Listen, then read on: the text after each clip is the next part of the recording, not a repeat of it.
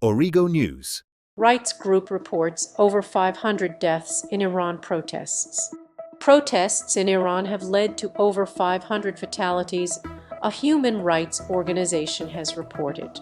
The protests, which have escalated in recent weeks, are driven by widespread opposition to the ruling regime and rising economic hardships. Tensions have increased as Tehran issued threats regarding U.S. military actions if former President Donald Trump intervenes in support of the protesters. The protests, which started 2 weeks ago, have resulted in the deaths of 490 protesters and 48 security personnel, according to the U.S.-based human rights group HRANA.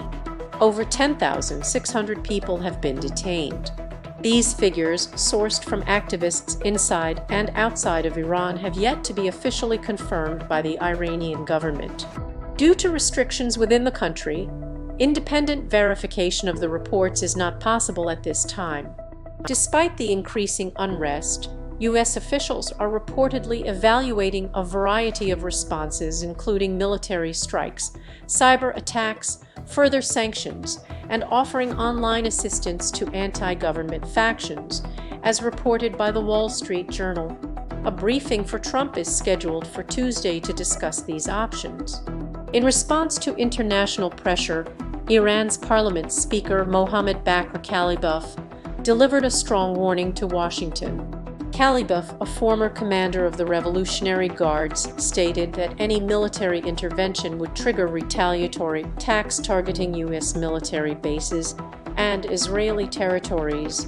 He emphasized that in the event of an attack, both U.S. military assets and Israeli territories would be legitimate targets for Iran. The protests, which began on December 28, were initially sparked by economic grievances such as rising prices. However, they quickly expanded to demand the resignation of Iran's ruling clerics. The protests have become the largest since those of 2022, posing a significant challenge to the Islamic Republic's leadership.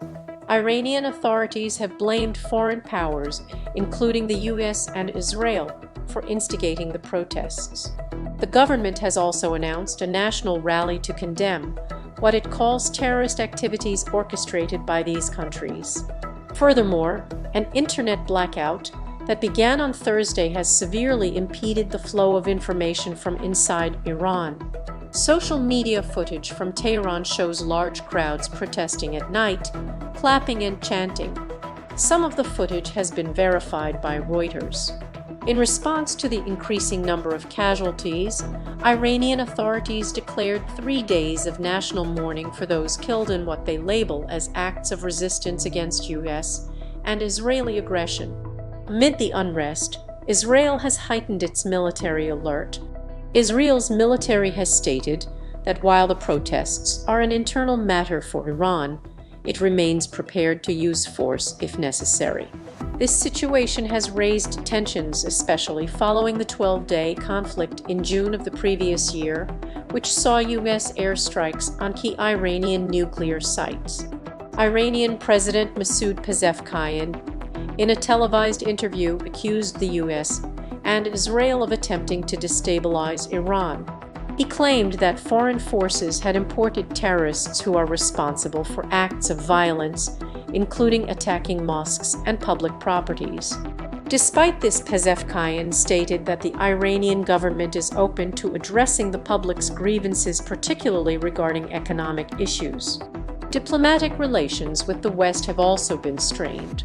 On Sunday, Iran summoned the British ambassador to protest remarks made by the British foreign minister and an incident involving a protester replacing the Iranian flag at the British Embassy in London with a Preminis 1979 version. The British Foreign Office has not yet commented on the situation. As the protests continue, experts remain divided on their potential outcomes. Alan Eyre, a former U.S. diplomat and Iran expert, expressed skepticism that the protests will lead to the overthrow of Iran's leadership. However, he suggested that even if the regime succeeds in suppressing the protests, it would emerge weaker. The absence of a unified opposition makes it difficult to foresee a regime change. In the U.S., political leaders are split on how to respond to the situation. Some lawmakers, including Republican Senator Rand Paul and Democratic Senator Mark Warner, have warned against military intervention, arguing that it could rally Iranians around their government. In contrast, Republican Senator Lindsey Graham has called for more aggressive action, urging Trump to take stronger measures against the Iranian leadership. Reza Pahlavi, the exiled son of Iran's last Shah and a prominent opposition figure, has expressed his support for the protesters, praising their courage and urging them to continue their fight. Maryam Rajavi, president-elect of the National Council of Resistance of Iran, a Paris-based opposition group, also commended the protesters for reshaping Iran's political landscape. Rajavi's group, the Mujahedin-e-Khalq MEK, was part of the 1979 revolution, but later distanced itself. Israeli Prime Minister Benjamin Netanyahu has expressed hope that the Iranian people will soon be freed from what he called the yoke of tyranny. Israel continues to monitor the situation closely, given the potential impact of U.S. actions on the region. Both Israel and the U.S. are carefully considering their next steps as the situation in Iran evolves.